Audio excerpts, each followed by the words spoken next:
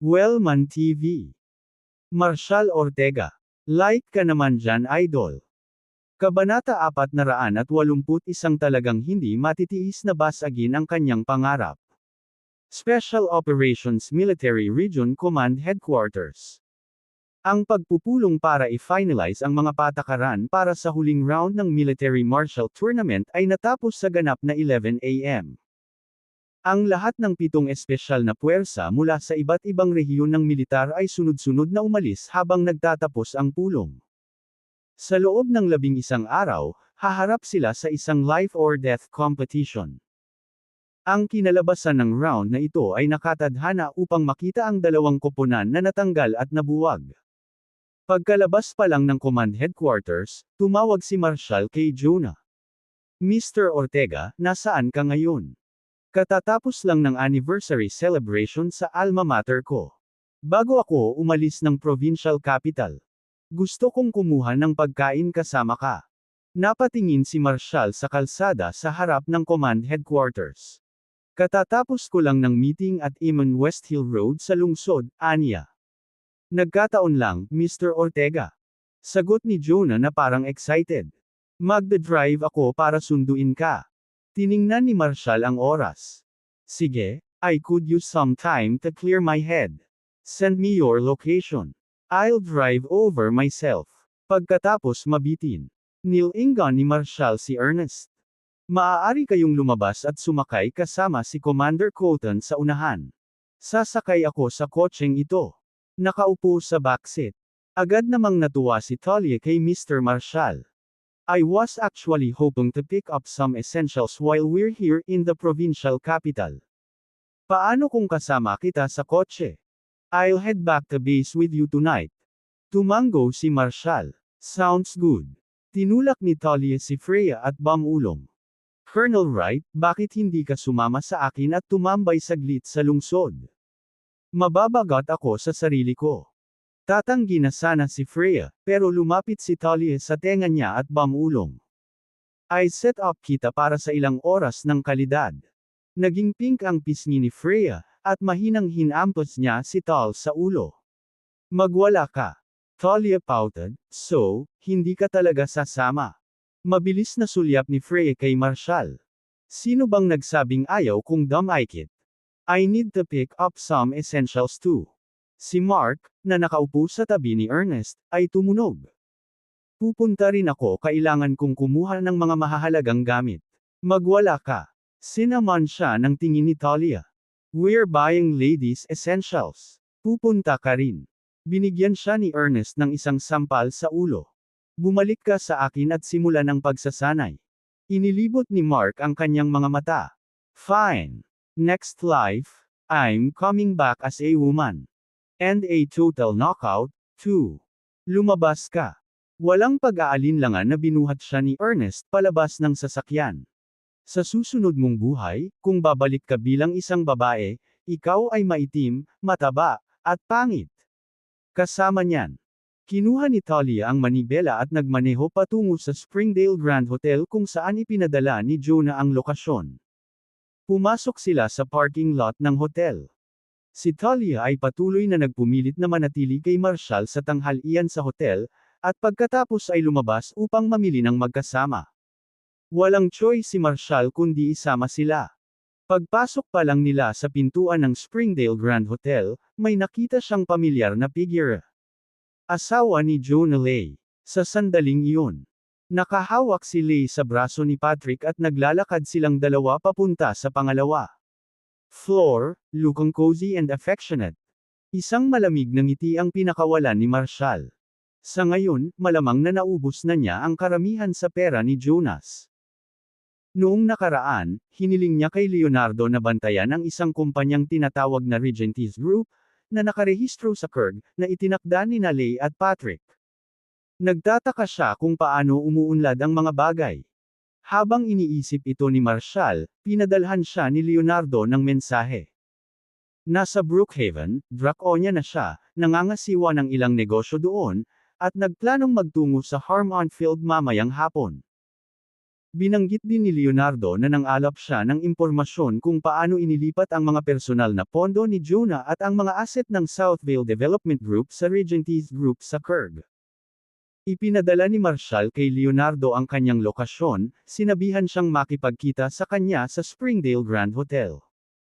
Nandito si Jonah ngayon, at sa pamamagitan ng purong coincidence gayon din ang kanyang asawang si Leigh at Patrick. Sa lahat ng narito, tila ito ang perpektong oras para ayusin ito. Kung hindi pa ito natuklasan ng maaga, ang mapanlinlang na babaeng ito ay natuyo ng tuyo ang Southvale Development Group, at si Jonah ay muling nahulog sa kapahamakan. Katatapos lang magpadala ng mensahe ni Marshall. Nagmamadaling bumaba ng hagdan si Jonah. Mr. Ortega. Naramdaman kong dumating ka na, at sigurado, sa sandaling lumabas ako sa private room, there you were, tuwang-tuwang sabi ni Jonah habang mabilis na lumapit kay Marshall. Sinulyapan niya sina Freya at Talia na nakatayo sa tabi ni Marshall. Ah, Ms. Wright, hello. Tumango si Freya. Kasama ko si Marshall sa meeting. Nagpakilala si Talia. Hello, Mr. Ferguson, ako si Talia. Teammate ni Mr. Marshall. Tumango si Jonah.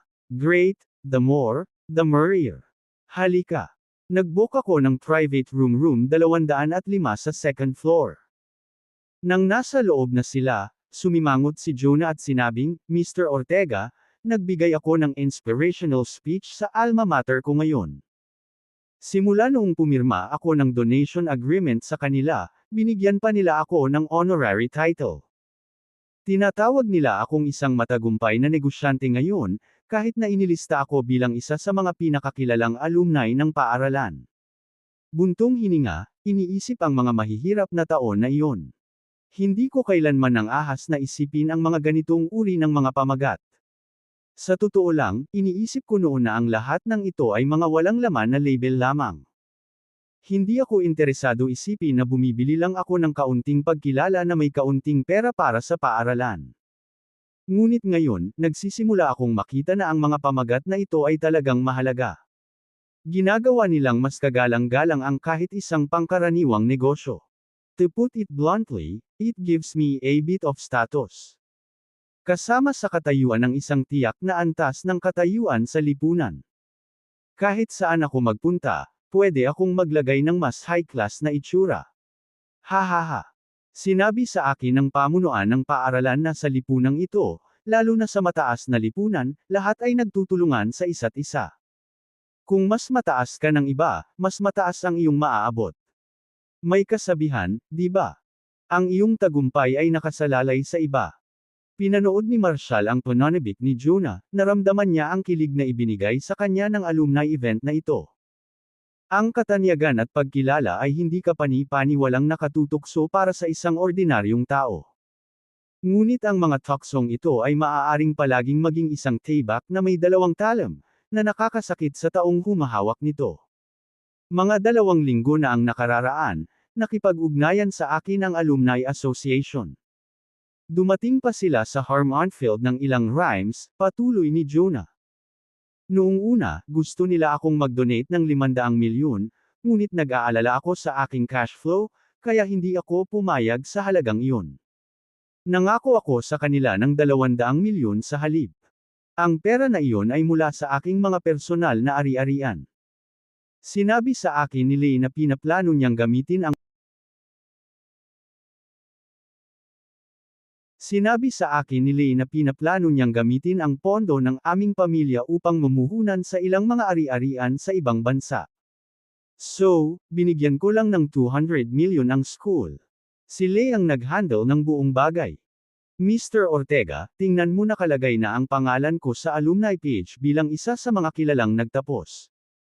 Kinuha ni Jonah ang Google sa kanyang telepono at iniabot ito kay Marshall. Dati ako ay wala, isang washed up na tao sa ilalim ng bato, ngunit ngayon ako ay isang matagumpay na negosyante, lahat salamat sa iyong tulong, Mr. Ortega. Kung hindi dahil sa iyo, napahamak ako ngayon. Mr. Ortega, ikaw ang aking tagapagligtas. Ngumiti si Marshall. Hindi na kailangang ipagpatuloy iyon. Sandali lang, may sasamahan na tayo. Magkwentuhan pa tayo over lunch. Habang pinapanood ang masaya at matagumpay na ekspresyon ni Junah, napabuntong hininga si Marshall sa loob. Wala talaga siyang pusong basagin ang pangarap ni Junah. Kabanata 482 bayaran agad ang donasyon na iyan sa paaralan. Pinagmamasdan ni Marshall si Junah, na naliligo pa rin sa kanyang kagalakan, lubos na hindi alam ang malupit na katotohanan na bumabalot sa kanya. Nag-alinlangan siya, nag-aatubili na sabihin ang balita pa lamang hayaan ang lalaki na lasapin ang kanyang kaligayahan ng kaunti pa. Si Junah ay may tapat na puso, at si Marshall ay makakaasa lamang na siya ay sapat na malakas upang mapaglabanan ang sakit ng pagtataksil, lalo na sa babaeng minsan niyang itinaya ang lahat upang protektahan. Ang brutal na katotohanan ay palaging mahirap harapin. Para sa isang taong lubos na nagtiwala sa iba, hindi maiiwasan ang masaktan. Si Junah, bimang, ay itinaas ang kanyang baso. Mr. Ortega, tinulungan mo akong iligtas ang Infinity Tower at dahil doon, napapanatili ko ang aking pamilya. I swear, ako na ang pinakamaswerteng lalaki sa buhay. Pinakamaswerteng nakilala kita, ang aking pinakadakilang tagapag-alaga, at pinakamasaya na magkaroon ng isang maamo, mapagmahal na asawa tulad ni Lay. Minsan naiisip ko, ano ba ang nagawa ko para maging karapat-dapat sa lahat ng ito? Dapat akong lumuhad at mag-toast sa'yo. Ibinigay mo sa akin ang lahat, Mr. Ortega. Sa alumni event, tumayo ako roon na parang tunay na lalaki lahat salamat sa iyo. Kung nandito si Lay, sabay kaming mag-toast sa'yo. And hey, if ever you have time, you should come by. Liz a amazing cook. Si Junah, medyo tipsy na ngayon, ay lumuhad at naubos ang kanyang inumin sa isang lagok. Nang makita ang kanyang tunay na kagalakan, itinaas ni Marshall ang kanyang sariling baso. Get up, Junah. I'll take this toast from you. Maya-maya lang ay nag-buzz ang phone ni Junah. Hindi niya ito pinansin, hinayaan itong tumunog. Pero agad din itong tumunog. Ang telepono ay patuloy na nagriring, ang tunog ay humihiwas sa maaliwalas na kapaligiran na may matinding pagtitiyaga. Sa wakas ay kinuha ni Junah, handa na itong i-dismiss, ngunit natigilan nang makitang tumatawag ito sa paaralan. Binigyan niya ng apologetic smile si Marshall at ang iba pa. Mr. Ortega, Ms. Wright, Ms. Cross, please go ahead and start without me. It's the Alumni Association, I'll just step out. Lumipat siya sa mas tahimik na sulok at sumagot. Jillian, anong nangyayari? Ang sabi mo hindi pa dumating ang donasyon ko. Hindi maaaring tama iyon, hiniling ko sa aking asawa na ilipat ang 200 milyon sa paaralan sa loob ng 10 araw na nakalipas. Maaari mo bang suriin muli? Isang tense na boses ang sumagot sa kabilang dulo. Ilang beses na kaming nag-check, Mr. Ferguson. Wala naman. Ilang beses nang nakipag-ugnayan kay Lay ang opisina ng alumni, ngunit patuloy niya kaming iniiwasan, na sinasabing nailipat na ang pera. Pero hindi pa rin natin nakikita. Kumunot ang noo ni Junah, nalilito. Walang katuturan iyon, hindi magpapaliban si Lay sa isang bagay na ganito, pinapahalagahan niya ang kanyang reputasyon. Hindi niya ito papansinin. Tumaas ang tono ni Jillian. Mr. Ferguson, nasaan ka ngayon? Kailangan nating mag-usap ng personal. Ibinalik ni Junah ang tingin sa mesa, medyo nahihiya. Jillian. I'm with some important guests, it's really not a good time. Maaari akong pumunta ngayong hapon upang ayusin ito ng personal. Iyon ay hindi sapat, siya ay pinutol, malamig, may utang ka sa amin ng 200 milyon. Mr. Ferguson, at kung wala ito sa aming account kaagad, kami ay magkakaroon ng problema. Ganyan ba talaga ka-urgent? Sagot niya, sinusubukang pigilan ang kanyang pagkabigo. Pagkatapos ng tanghalian, i-double check ko ang lahat. Kung hindi pa rin dumaan ang pera, sisiguraduhin kong nasa account na ito ng paaralan bukas. Hindi ka tanggap-tanggap. Pumirma ka ng kontrata ng donasyon, Mr. Ferguson. The school granted you a title, gave you status. Hindi naman pwedeng mag-back out ka na lang sa donation ngayon, di ba? Now you're risking our trust and it's starting to look like fraud. Are you turning into a deadbeat? Pandaraya. Hindi pwede. Ramdam ni Jonah sa telepono ang galit ni Jillian. Jillian, walang katotohanan iyon. Noon pa man ay marangal ako sa aking pananalapi, wala akong utang kahit kanino, lalo pat niloko sila. Let alone defrauding someone, or being labeled a deadbeat. Sobra na yan. Hindi yan ang sinabi mo noong binisita ka namin sa Harmonfield. Sinabi mo sa akin na magpatuloy at pumirma sa kontrata at na maaari kong ilipat ang pera kapag mayroon ako, sabi ng paaralan ay hindi nagmamadali. 10 araw na lang hindi ko sinabing magtatagal pa ako. Paano ito nauwi sa tawag ko sa isang deadbeat? Baka nagkaroon ng isyu sa paglipat. Titingnan ko ito mamayang hapon, at ibibigay ko sa iyo ang aking salita. Ang mga pondo ay nasa account ng paaralan ng tumor. Tiyakin mo, wala kang dapat ipag-alala at ang pamunuan ng paaralan. Ano man ang mangyari. Jonah, ginagarantiyahan na bukas ay nasa account ng paaralan ng pondo. Hindi ko hahayaang ang pamunuan ay kabanata 482 magbayad kaagad ng donasyon na iyan sa paaralan. Nahihiya dahil dito. Lalong tumalas ang boses ni Jillian. Jonah, nagdadahilan ka pa, di ba? Hindi mo ba iniisip na medyo unethical iyon? Ibinigay na sa iyo ng paaralan ang pagkilala, idinagdag ka sa listahan ng mga kilalang alumni. Nakuha mo ang katanyagan, at ngayon ayaw mong magbayad. Tama ba yun? Sa taong ito, hinihiling ng paaralan ng bawat donor na magbigay ng hindi bababa sa 500 milyon upang may lista sa pahina ng karangalan ng alumni. Nag-pledge ka lang ng 200 milyon, at inilagay pa rin namin ang iyong larawan doon. Dapat kang magpasalamat para doon, kaya paano mo pipirmahan ang kontrata at pagkatapos ay hindi magpadala ng pera? Hindi ba ito walang galang sa alma mater mo? Napabuntong hininga si Jonah. Jillian, please, konting respeto kapag kinakausap mo ako.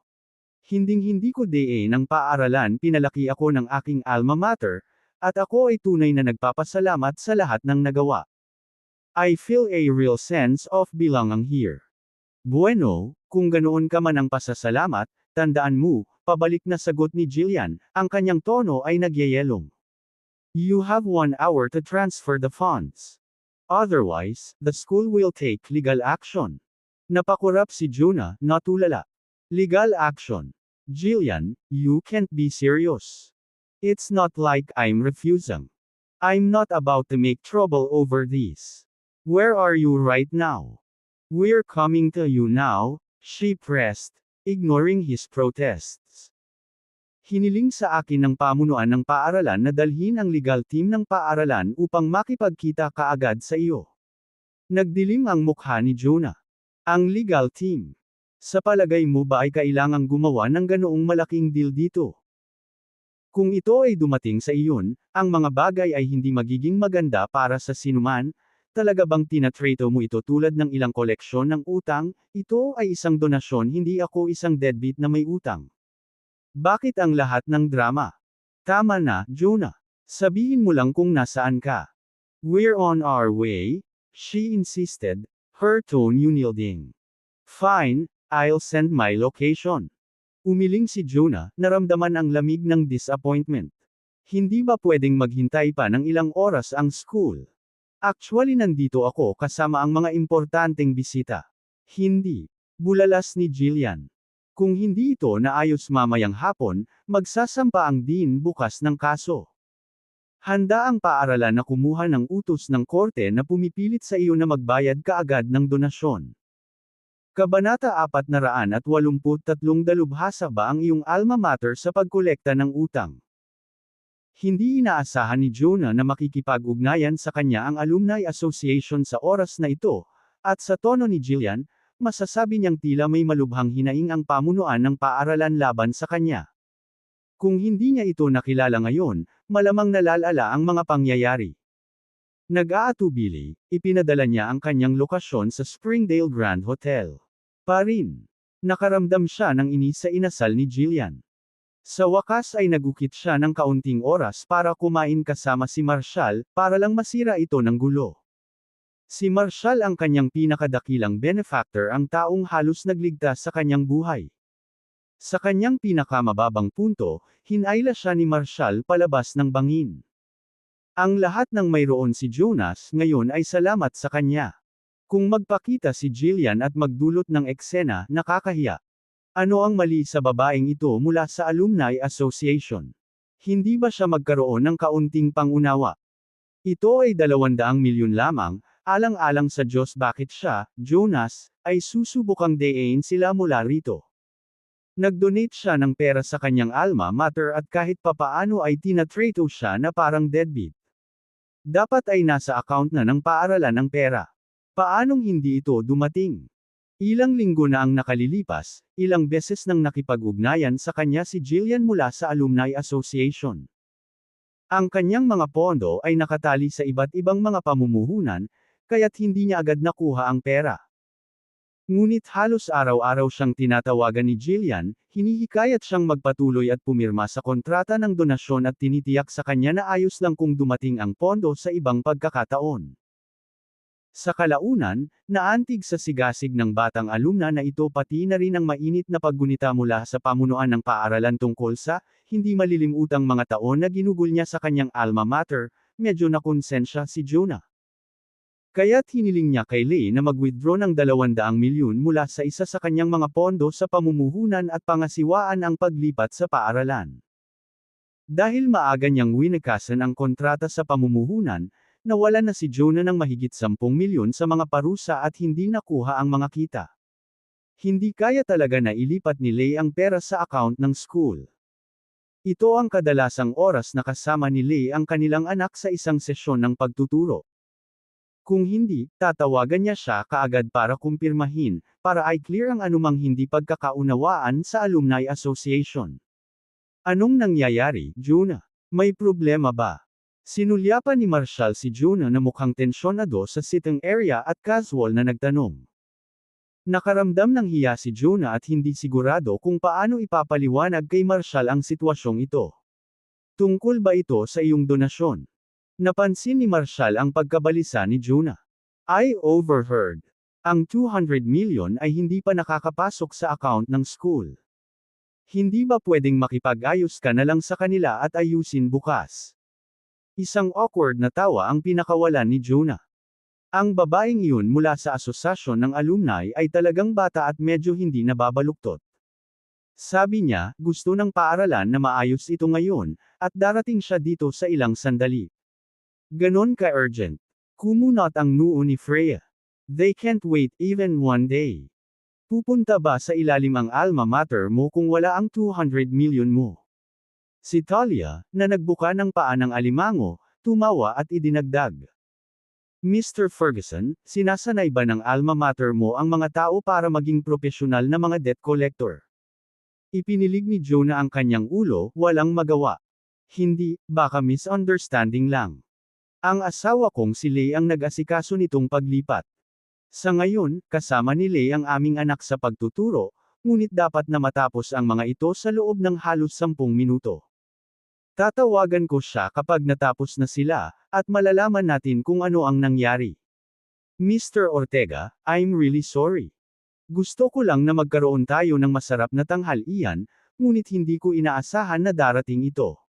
Ngumiti si Marshall. Ayos lang, may hinihintay akong iba. Let them come over, it's better to explain things face to face. I'm sure maiintindihan naman ng school. Maya-maya lang ay may malakas at pilit na katok sa pinto. Binuksan ito ni Jonas, at 4 na tao ang pumasok, na mukhang hindi nasisiyahan. Nangunguna sa grupo ang isang matangkad na babae na may galit sa mukha. Mr. Ferguson, ano ang nangyayari? Hiling niya. Kalahating buwan na ang nakalipas mula nang pumirma ka sa kontrata ng donasyon, at ang 200 milyon ay hindi pa rin lumalabas sa aming account. Pinlano mo ba ito sa simula pa lang? Bahagyang kumunat ang noo ni Jonah at nagkibit-balikat na humingi ng tawad kay Marshall at sa iba pa. Jillian, hayaan mo akong magpaliwanag. Ano ang silbi ng pagpapaliwanag kung ang pera ay wala sa account ng paaralan? Napangisi si Jillian. Ibinigay sa iyo ng paaralan ang iyong sandali sa spotlight. Inilalagay namin ang iyong larawan sa seksyon ng karangalan ng alumni at hinahayaan kang magbigay ng tagumpay na talumpati sa harap ng mga mag-aaral at guro. Ngayon nakuha mo na ang katanyagan, nakuha mo na ang pagkilala, ngunit hindi ka maaaring patuloy na huminto sa iyong donasyon. Nangako sa amin. Huminga ng malalim si Jonah. Jillian, pwede mo ba akong bigyan ng pagkakataon na magpaliwanag? Bakit ko naman susubukang lokohin ang sarili kong alma mater? Malinaw na mayroong isang uri ng hindi pagkakaunawaan dito. Mayroon akong ilang mahahalagang bisita na kasama ko ngayon, kaya't pinahahalagahan ko ang kaunting oras. I promise that, no matter what, I will have the donation transferred to the school's account by tomorrow evening. Pwede ba yan sa iyo? Isang malamig na tawa ang pinakawalan ni Jillian. Jonah, kayong mga uri ng negosyo ay hindi talaga marunong tumupad sa inyong salita. Ito ang dalawang miyembro ng legal team ng ating paaralan. Kung mayroon kang sasabihin, sabihin mo sa kanila. Kung wala kang 200 milyon sa account ng paaralan sa loob ng 2 oras, magsasampa ang paaralan ng kaso laban sa iyo. Bago pa makasagot si Jonah, isa sa mga legal na staff ang nag-angat ng isang logbook at agad na nagsimulang magbasa mula rito. Ang mapanlinlang na donasyon ay isang kriminal na pagkakasala. Ayon sa Artikulo 107 ng Draconian Civil Codes, sinumang individual, korporasyon, o organisasyon na gumagamit ng charitable claims para mapanlinlang na makakuha ng mga ari-arian ay iimbestigahan ng mga awtoridad. Kung ito ay isang krimen, sila ay mananagot sa kriminal. Matapos bigkasan ng isang listahan ng mga legal na probisyon, tiningnan ng 2 abogado si Jonah ng mahigpit. Jonah Ferguson, sa pamamagitan ng panlilinlang sa paaralan upang makilala at palakasin ang iyong katayuan sa lipunan, nakagawa ka ng isang paraan ng pandaraya laban sa hindi nasasalat na mga ari-arian ng paaralan. Ang iyong mga aksyon ay bumubuo ng isang kriminal na pagkakasala.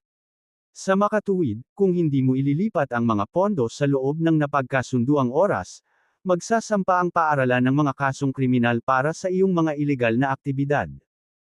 Ang mga awtoridad ng hudikatura, kapag natanggap ang reklamo ng paaralan. Sa panahong ito, maaaring ma-freeze ang iyong mga personal na asset at bank account, at maaari kang humarap sa mga paghihigpit. Sa high-end na paggastos at paglalakbay sa ibang bansa. Nagpakawala si Jonah ng ilang awkward na tawa. What on earth is going on? I'm genuinely trying to donate to the school, at kahit papaano naging kriminal ako. Sinabi ko na sa iyo mayroon akong napakahalagang mga bisita na kasama ko ngayon. Pagkatapos ng tanghalian, pupunta ako sa ilalim ng isyu sa paglipat, at ginagarantiya ko na ang 200 milyon ay nasa account ng paaralan bukas ng gabi. Hindi mo ba ito pinapalabas ng proporsyon? Tapos, alma mater ko ito, parang nanay sa akin. Hindi ba natin ito mahawakan ng mas makatwiran? If you go through with this, it's basically branding me as a fraud. Paano ko haharapin ang mga tao? Ano ang iisipin ng ibang alumni sa akin? Umiling si Jillian sa panghahamak. Gusto mo ang pamasahe ng hindi nagbabayad gaano kaginhawa? Kung gusto mo pa rin ang respeto ng ibang alumni, ay transfer mo na ang donasyon sa account ng school. Kabanata 484 na Who the hell owes you anything? Mawala. Pil hahaha. Hindi ko kaya. Humagalpak ng tawa si Talia, halos mabulunan ang kanyang alimango. Mr. Ferguson, napakalaki nito. Nakatagpo ka ng isang tunay na high-Q extortionist ngayon. Humihingi sila ng 200 milyon para lang ibaba ang isang larawan sa seksyon ng karangalan ng alumni at hayaan kang ibahagi ang iyong kwento ng tagumpay sa ilang mas batang mga mag-aaral. Kung nahuli ka ng isang araw, nagbanta silang magdemanda, at magdamag kang naging deadbeat mula sa distinguished alum. This is wild, seriously parang thriller ang kwento mo. Jonah gave an awkward smile and said, Ms. Gross, please don't say that. This is still my alma mater, and these are my fellow alumni. Let's not let things get too hostile between us. Jillian, why don't you? Lahat umupo at sumama sa amin. Ilang minuto pa, dapat masagot na ng asawa ko ang tawag ko. Tatanungin ko siya kung anong nangyari. Napangisi si Jillian. Jonah, huwag mong isipin na susuhulan ako ng pagkain. Tawagan mo ang asawa mo at tanungin mo siya kung bakit hindi niya inilipat ang pera natin. Bakas sa mukha ni Jonah ang galit, ngunit nilunok niya ito, ipinaalala sa kanyang sarili na ito ang kanyang alma mater. Kung ayaw mong kumain, okay lang. Umupo ka na lang at maghintay. Kasama ng asawa ko ang anak ko sa kanyang tutoring session, kaya hindi convenient para sa kanya na tumawag ngayon. 10 minuto na lang. Ngumisi si Jillian. Typical deadbeat talk. Stalling, making every excuse possible. Umiling si Jonah. Jillian, lumalagpas ka talaga dito. You keep calling me a deadbeat, ano ba ang kinukuha mo sa akin? Sumagot si Jillian na may pag-aalipusta, isn't that exactly what you are? Jonah, you signed the donation contract 15 days ago, at ni isang sentimo ay hindi nakapasok sa account ng paaralan. Narinig mong binasa ng mga legal advisors ang batas kanina. Kriminal ang ginagawa mo. Ang hindi pagbabayad ay hindi lamang isang paglabag sa batas. Ito ay isang pagkakanulo sa iyong alma mater. Kailangan ng mga tao na matutong magpasalamat. Ang iyong alma mater ay nagsanay sa iyo, ginawa kang isang mahalagang miyembro ng lipunan, at ito ay kung paano mo ito binabayaran sa panlilinlang. Huwag mong isipin na dahil lang sa may pera ka ngayon, lahat ng ito ay dahil sa iyong sariling pagsusumikap. Kung hindi dahil sa edukasyon na iyong natanggap, sa tingin mo ba ay magkakaroon ka ng mga kasanayan upang bumuo ng karera na ito at kumita ng napakalaki? Noong una naming hilingin sa iyo na mag-abuloy, gumawa ka ng mga dahilan at sinabi na wala kang matitira. 4 o 5 biyahe ang ginawa ko sa Harmon-Field at halos napapagod ang boses ko bago ka nag-aatubili na pumayag na magbigay ng 200 milyon. Sa lahat ng pera mo, kaunti lang ang naibibigay mo. Pagpapakita ba talaga ng sinseridad sa alma mo? Matter. Kung may ganyan akong pera, ibibigay ko lahat sa school, no string attached, ganyan ka magpasalamat sa ginawa ng school para sa'yo. Namutla ang mukha ni Jonah sa galit, at hindi siya makapagsalita. Tumaas ang isang kilay ni Marshall, pagkatapos ay malamig na sinabi, "What the hell are you talking about?" Jonah pledged 200 million, bakit kailangan kanyang i-scam? At kahit bilyon-bilyon siya, ano ang kinalaman niyan sa iyo? Nasaan kayong lahat noong siya ay nasa ilalim ng lupa ilang buwan na ang nakakaraan, halos hindi magkasama ang kanyang pamilya. Ngayong nakabangon na siya, gusto mong angkinan na salamat sa iyo. Nakakadiri ka. Nag-acting like some self-righteous saint, ikaw ay basura. Sinabi na sa iyo ni Jonas ng 100 beses na, tiyak na may hindi pagkakaunawaan, at ipapasa niya ang pera bukas. Ito ay isang malaking kabuuan, bigyan ng tao ng pagkakataong ayusin ito. O ito ba ay hindi ka pa nakakakita ng pera? Isang salita pa sa labas ng linya, at itatapon na kita. Natahimik ang kwarto. Si Jillian, na ipinagmamalaki ang sarili bilang isang intelektual at isang elite sa lipunan, ay palaging tinatrato ng may paggalang sa kanyang posisyon sa paaralan. Dinala niya ang kanyang sarili na may pakiramdam ng higit na kahusayan, hanggang sa kanyang mga daliri sa paa. Hindi pa siya nakakausap ng ganito, at ang mga salita ni Marshall ay natigilan siya sandali. Nang makita ang galit ni Marshall, mabilis siyang sinubukang pakalmayan ni Jonah. Mr. Ortega, pasensya na. Hindi ko sinasadya sa iyo. Para magalit. Turo ni Marshall kay Jillian. Lumabas ka. Kunin mo ang iyong mga tao at umalis ka. Sinabi ni Jonah na ililipat niya ang 200 milyon bukas ng hapon, kaya bukas na ito ng hapon. Lahat ng usapan na ito tungkol sa pandaraya, demanda, at pangungulekta ng utang. Sino ba ang may utang sa iyo? Umalis ka. Mukhang hindi mapakali si Jonah. Mr. Ortega, huwag kang magsalita. Putol ni Marshall. Ang daming walang kwentang basura. Isang perpektong masarap na tanghalian na sinira ng ilang mga peste. Bumalik siya kay Jillian at idinagdag, hindi ka nag-ambag ng isang bagay, ngunit kumikilos ka tulad ng isang matataas at makapangyarihang intelektual, na minamaliit ang mga tao at hinuhusgahan sila. Saan mo nakukuha ang ganitong pakiramdam ng superioridad? You dare insult me. Halos tumabi si Jillian sa galit. Oh, I dare. And I'll insult trash like you all I want, malamig na sagot ni Marshall. You dare humiliate me like this? I'd demanda kita. Sigaw ni Jillian na galit na nakaturo kay Marshall. Sue me.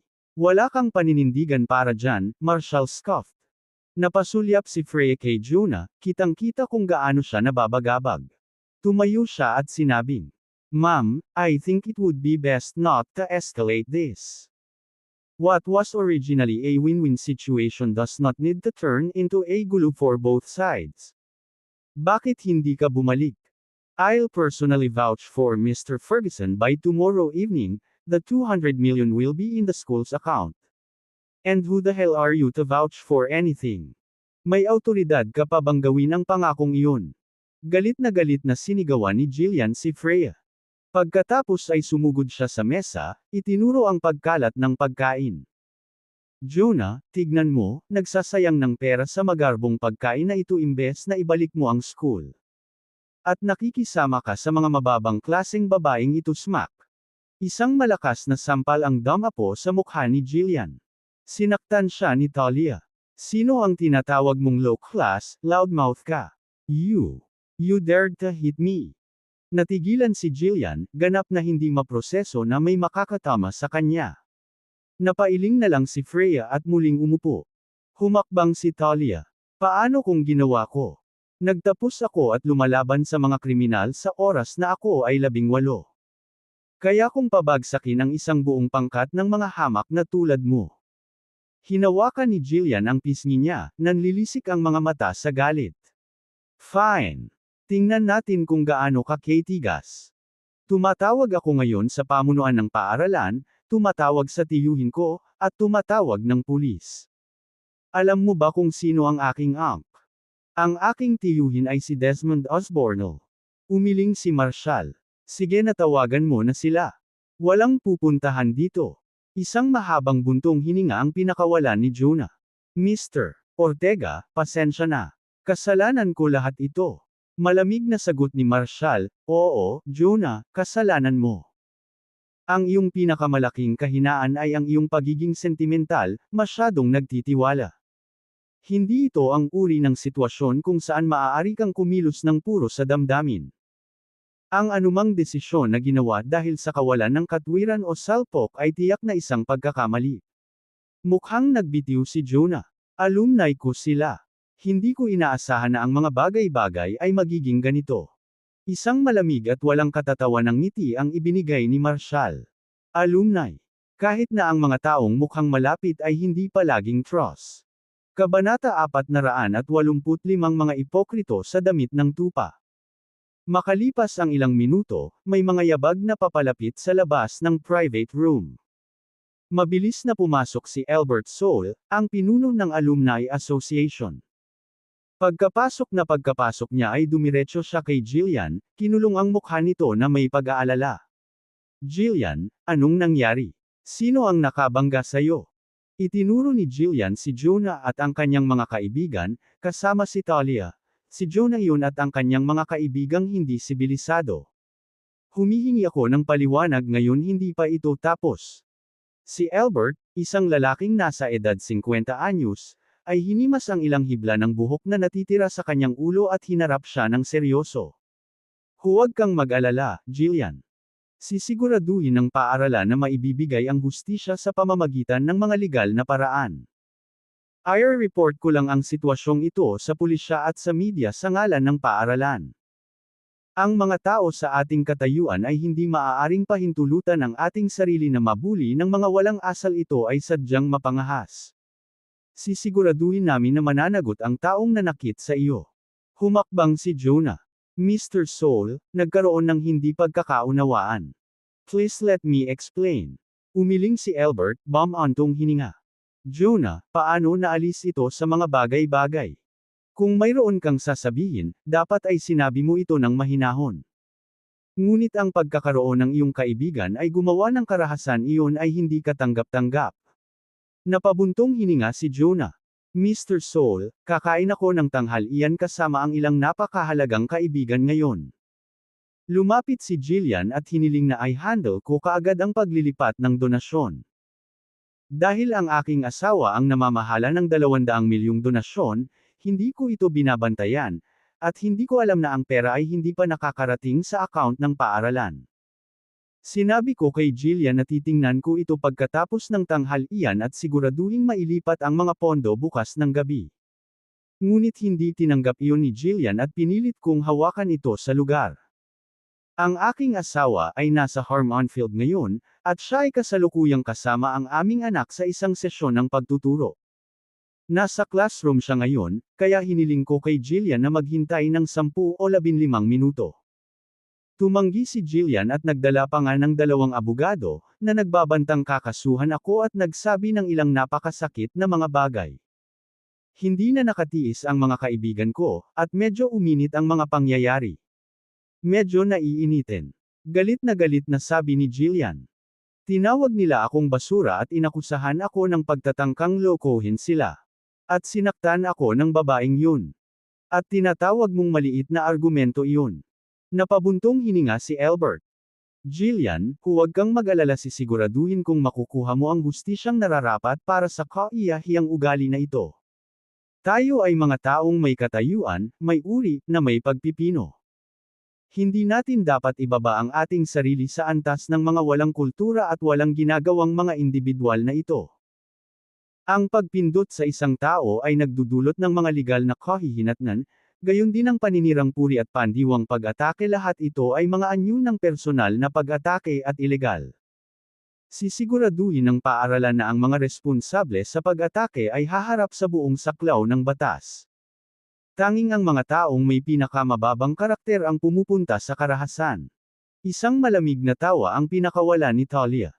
Tingnan mo, isang matandang lalaki ang nagbubuga ng ganito karaming kalokohan. Pinag-uusapan mo ang kakulangan ng karakter ng ibang tao, ngunit ikaw ay walang iba kundi isang mapagkunwari na nagtatago sa likod ng isang maskara. Nang kagalang-galang.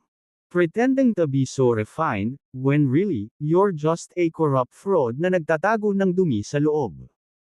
Ang mga tunay na intelektual ay nariyan na gumagawa ng tunay na trabaho pagsulong ng agham, na nag-aambag sa akademya. Samantala, nagtatago ka sa likod ng isang peking akademikong titulo, nanlaloko ng mga tao sa gilid. Sinasaktan mo ako. Wala ka man lang basic decency, yet you go on and on about how cultured you are. Itigil ang kahihiyan sa mga titulo ng propesor, scholar, at intelektual. Dumilim ang mukha ni Albert habang nakaturo kay Talia. Fine, fine. Hindi ako makikipagdebate sa'yo, kasi hindi tayo magka-level. Ang iyong pananaw sa mundo, ang iyong pananaw sa buhay, ganap silang naiiba sa akin. Ako ay isang edukadong tao. Hindi ako nag-aaksaya ng aking oras sa pakikipagtalo sa mga karaniwang tao. Tumawa si Talia. Isang pangkaraniwan, ha? So ang pananaw mo sa mundo ay isa sa pansariling interes, thuggish logic, at mentality ng magnanakaw. Magsalita ka na parang disenteng tao ka, pero sa totoo lang, basura ka lang. Magbihis ka ng basura kahit anong gusto mo, basura pa rin. Nang makita kung gaano kainit ang mga pangyayari, dali-daling pumasok si Jonas para pakalmayan siya. Ms. Cross, please, let's keep things civil. Can we just let it go? Tumaas ang isang kilay ni Talia. Fine, out of respect for Mr. Ferguson, I'll hold back. Otherwise, I'd handle this very differently. Isang nakakainis na ngiti ang ibinigay niya kay Albert. Sige, titigil na ako. Umiling si Albert, na nagpakita ng matinding pagkabigo. Jonah, bilang kapwa-alumnos, bigyan ko kayo ng payo. Salamat sa paaralan, nakakuha ka ng kaunting reputasyon, at binigyan ka namin ng maraming suporta at pagkilala. Sa hinaharap, dapat mong iwasan ang mga mababang antas na panlipunang pakikipag-ugnayan na ito, ibababa lang nila ang iyong katayuan at hindi maganda ang pagpapakita ng iyong alma mater. Hindi ibig sabihin na may pera ka ngayon ay may social standing ka na. Tinulungan ka ng iyong alma mater na maging matagumpay, binigyan ka ng katayuan at pagkilala, ngunit kailangan mong magtrabaho. Sarili mong refinement din. Lalong nanlamig ang ekspresyon ni Jonah habang nakikinig. Mr. Soul, hindi ibig sabihin na nagdo-donate ako sa aking alma mater ay may karapatan ng sinuman na bastyusan ang mga kaibigan ko sa pangalan ng paaralan. Ang 200 milyon na ipinangako ko ay nilayon upang matulungan ang paaralan na mag-alaga ng mas maraming mga mag-aaral na may talento at karakter. Kahit na kailangan kong ibenta ang lahat ng pag-aari ko, sisiguraduhin kong matatanggap ng paaralan ang bawat huling sentimo. Kung wala ang pera bukas ng 5 PM, ako na mismo ang magdadala nito. Iimbestigahan ko lang kung bakit hindi natuloy ang paglipat. Pero the way you're treating me, you're making me like some kind of deadbeat. Nagbabanta na Aidmande ako, nagdadala ng mga legal na kawani talaga. Mr. Soul, ganito ba ang pakikitungo ng paaralan sa mga alumni nito? Si Albert ay tumingin ng mock displeasure at lumingon kay Jillian. Jillian, bakit wala akong alam dito? Paano mo nagagawang ganito ang pakikitungo sa isang respetadong alumnos? Natigilan si Jillian. Mr. Soul, hindi ba ikaw ang nagsabi sa akin na gawin ito sa ganitong paraan? Matigas na saway ni Albert sa kanya, kailan ko pa sinabi yan? Kalokohan. Natigilan si Jillian, nagulat. Mr. Soul, hindi mo ba naaalala? Kaninang umaga lang partikular mong sinabi sa akin na kung hindi niresolba ang isyu ngayon, we should proceed with legal action. Oh, Jillian, how could you be so unreasonable in how you handle things? I would never say such thing.